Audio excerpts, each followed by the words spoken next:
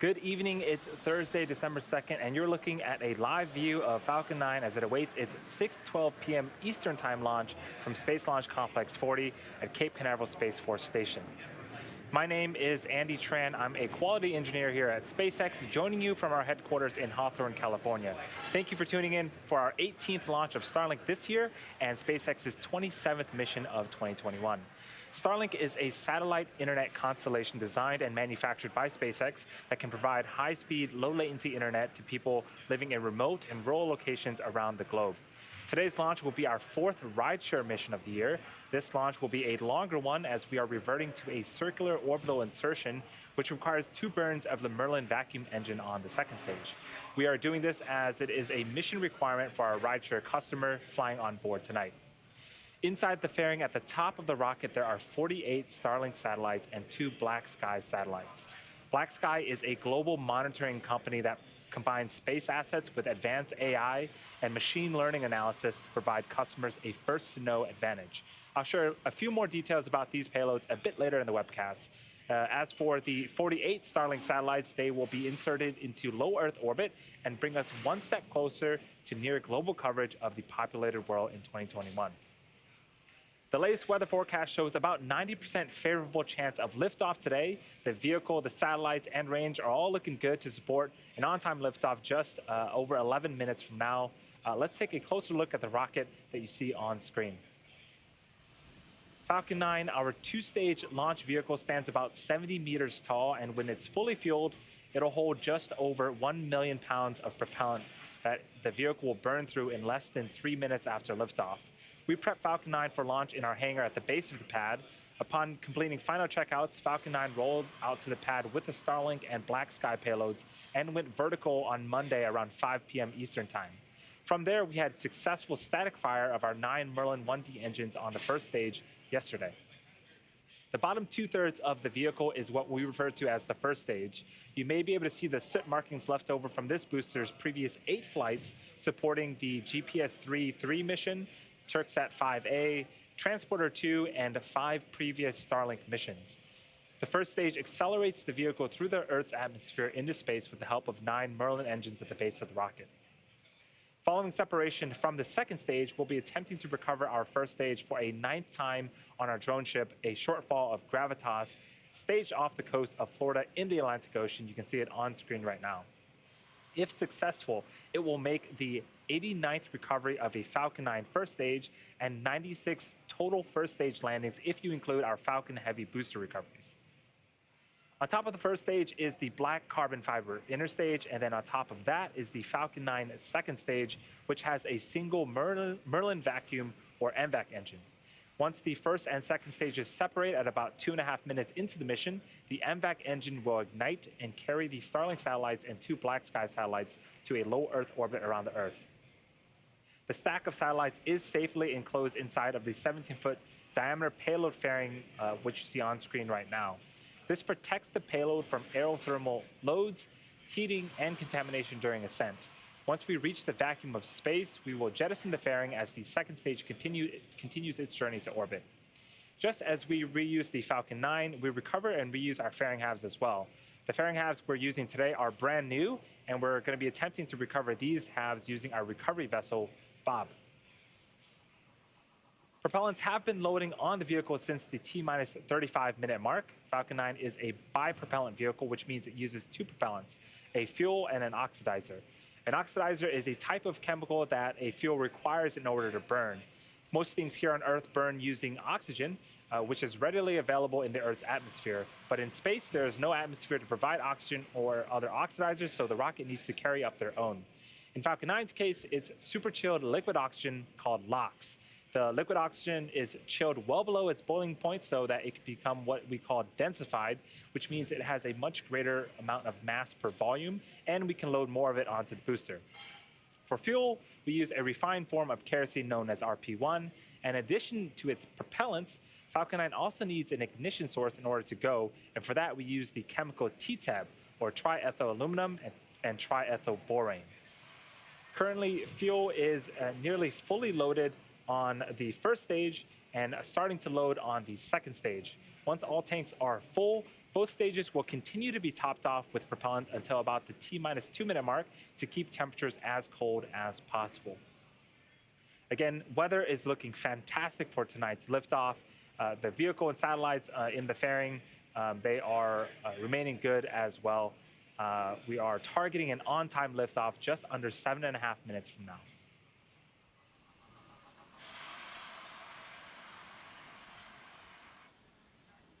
And as I mentioned earlier, today's mission marks the 4th official mission under SpaceX's smallsat rideshare program this year, which gives small satellites flexible access to what is now the most flown operational rocket in the United States, the Falcon 9.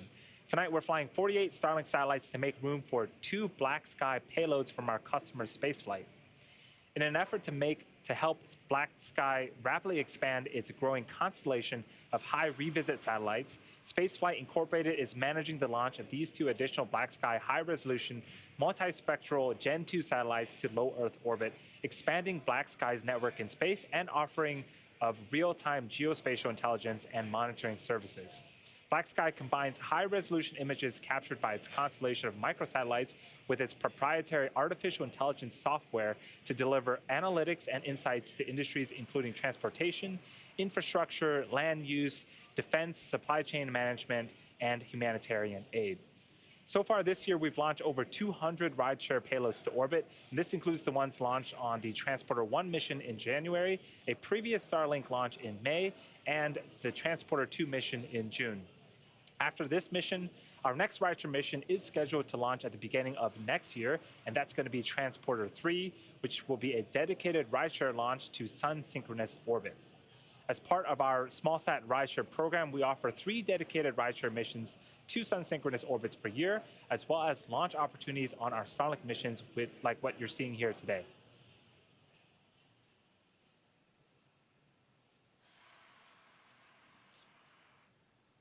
So we are about 5.5 minutes from liftoff of our 18th Starlink launch of 2021, and the Falcon 9 is progressing into the final stages of the countdown. Next up, the truss structure next to the vehicle, known as the transporter erector, we also refer to it as the TE. It will begin to start to retract away from the Falcon 9 vehicle. In preparation for retracting, the TE clamp arms will open up, and then the transporter erector will begin to pull away from the rocket slightly to its pre-launch position about 2 degrees from the vehicle. Then at T0, hydraulics pull the TE even further away from Falcon 9 as it lifts off.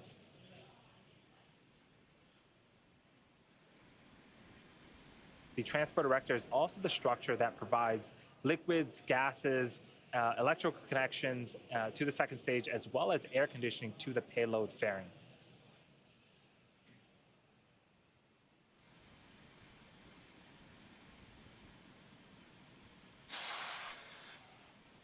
Again, the vehicle is continuing to load propellant. Once we're fully topped off, we'll have over 1 million pounds of kerosene fuel and liquid oxygen. On screen right now is a view of the fairing. Right beneath the fairing, those are the clamp arms that we are expecting to open up, and here they go. Once these clamp arms open up, we should start to see the truss structure begin to recline away from Falcon 9 in preparation for liftoff.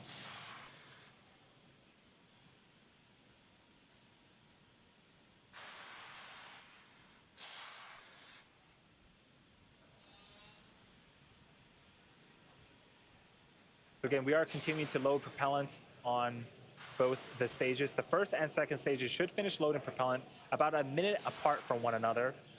The first stage finishing up around the T-minus 3-minute mark, and the second stage finishing up around the T-minus 2-minute mark. At T-minus 60 seconds, Falcon 9 will be in startup. This means that the rocket's autonomous internal flight computers have taken over the launch countdown.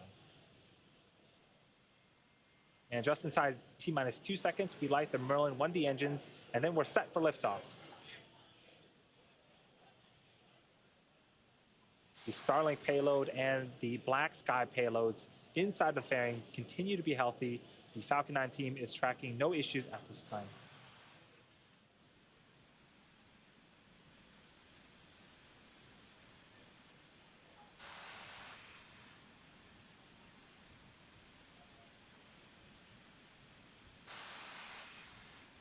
So we're starting to hear some hissing and popping. This is venting from our LOX lines as part of the transporter erector's job to continue to fill the vehicle with propellant. We can also start to see some white clouds forming around the Falcon 9. This will become more and more prominent as we get closer to T0. This is just that super cold liquid oxygen starting to densify and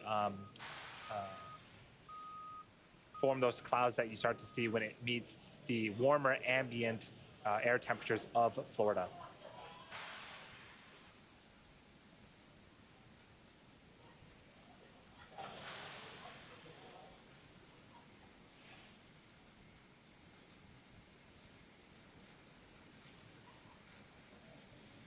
So again, we have a pretty much perfect weather in Florida for today's liftoff attempt.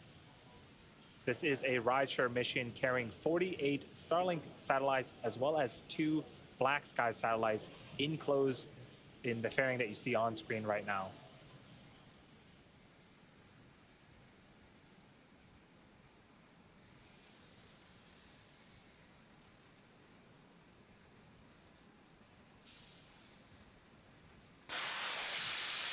Again, there goes those hissing and popping. That is normal and expected at this stage in the countdown.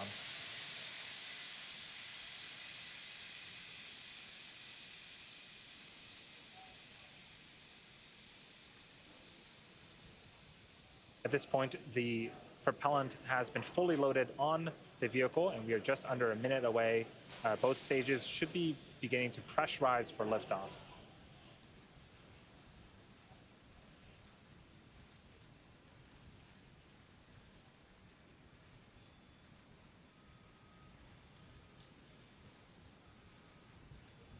So we are 40 seconds away. Let's listen in to terminal count as we prepare for liftoff of the 48 Starlink satellites and the 2 Black Sky satellites.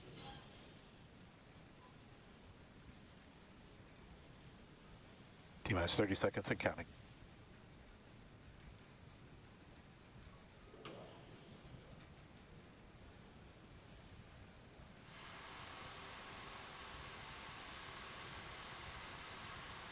T-minus 15 seconds and counting.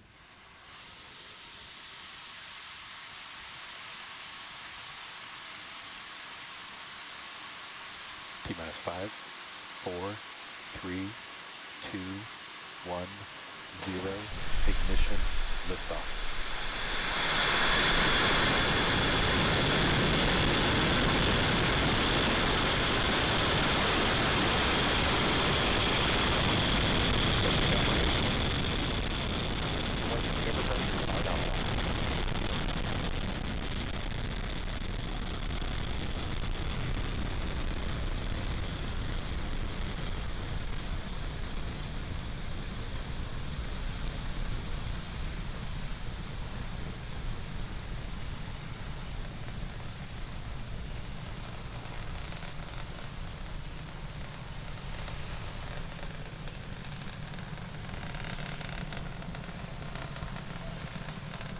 Nominal power and telemetry.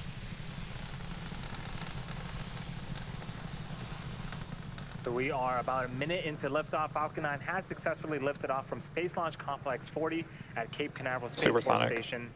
In just a few seconds here, we are expecting the call out for max Q. That is the period where the vehicle will experience the highest amount of aerodynamic pressures.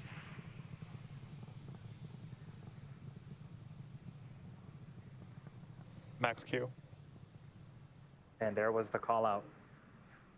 So now that we've gone past the period of highest stresses on the vehicle, we have 3 events happening in quick succession in about a minute. First, we have main engine cutoff, also referred to as MECO, then stage separation, followed by second engine start 1, also known as SES1. Main engine cutoff is where all 9 Merlin engines on the first stage will shut down to slow the vehicle down in preparation for stage separation. During stage separation, the first and second stage will separate from one another. The first stage will make its way back to Earth for landing, while the second stage continues its journey with our satellites with the third event, which is second engine start 1.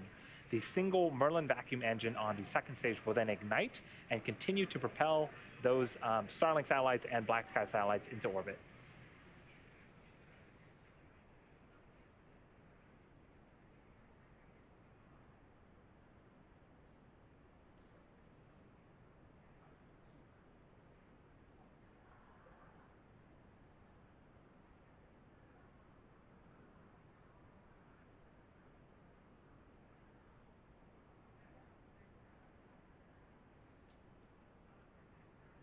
Echo.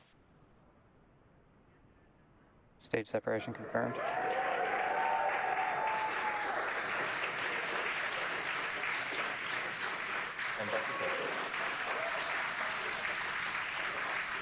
So you can see on screen we had successful main engine cutoff, followed by stage separation, and on the right-hand side of the screen, that is the single Merlin vacuum engine glowing red hot. On the left-hand side of the screen is a view of our first stage. I think we're getting some views of twilight right now as the sun has just set in the East Coast. In a few seconds, we are expecting fairing deploy, and that will expose the satellites to the vacuum of space.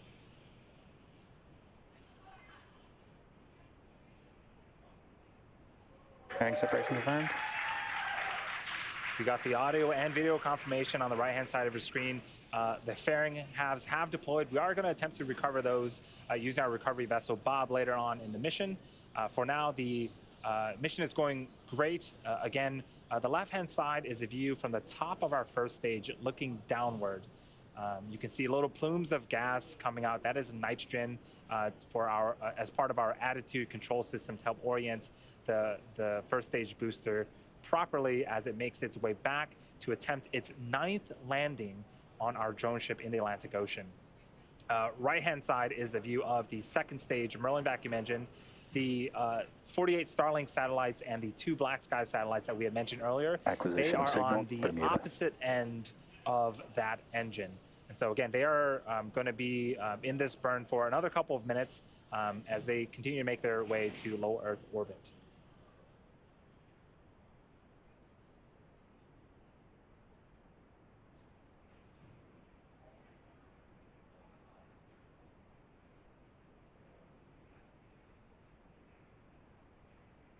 So in order to make its way back to the drone ship, the first stage needs to execute 2 burns.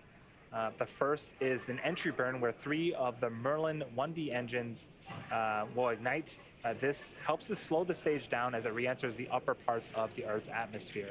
The second burn is the landing burn. This is a single engine burn, and this will bring the vehicle speed down rapidly in order to land on our drone ship. Trajectory nominal. That first burn, the entry burn, is expected to start around T plus 6 minutes and 22 seconds and last for about 20 seconds.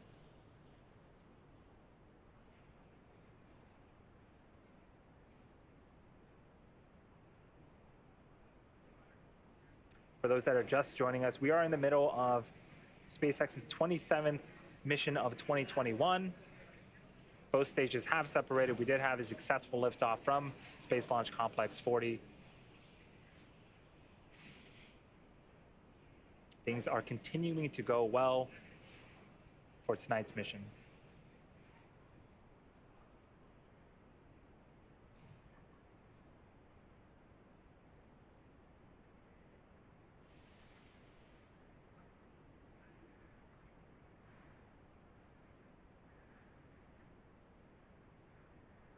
So we are about 20 seconds away from the beginning of that entry burn on the first stage.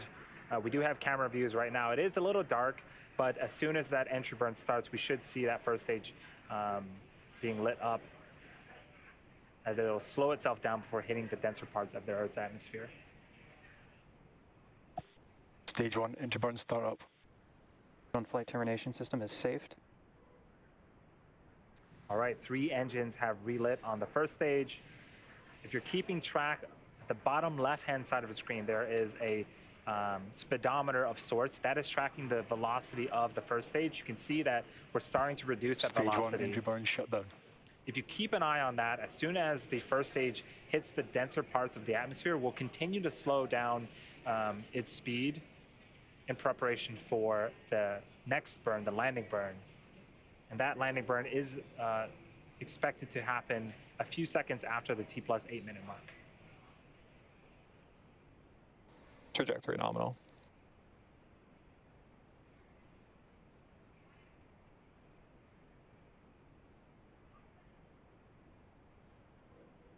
The MVAC engine performance on the second stage continues to go well. A few seconds after we complete the landing burn, we are expecting to turn off this engine and enter a coast phase.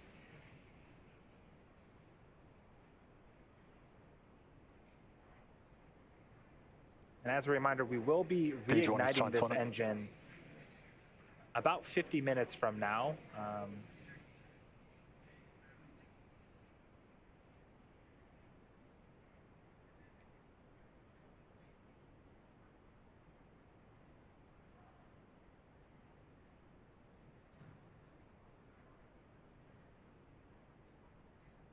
Stage one landing burn. So there's the call out. The landing burn has begun. Terminal guidance. In just a few seconds here, we're going to see if we can land this first stage booster for the 9th time. Stage one landing leg deploy.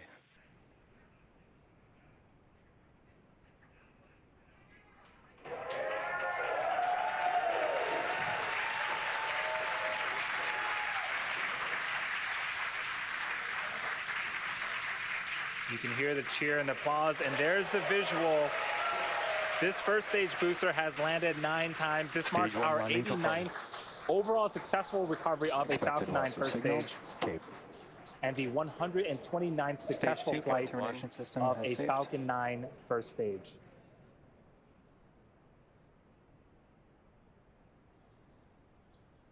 So what we're waiting on now is confirmation of second engine cutoff, as well as Non-orbit insertion. confirmation of a good orbital insertion. As I was speaking, we did get that confirmation. So the second stage, with all of its satellites, are entering a coast phase for about 50 minutes. We're going to leave you with some space tunes, and we'll be back here at the T plus 59-minute mark.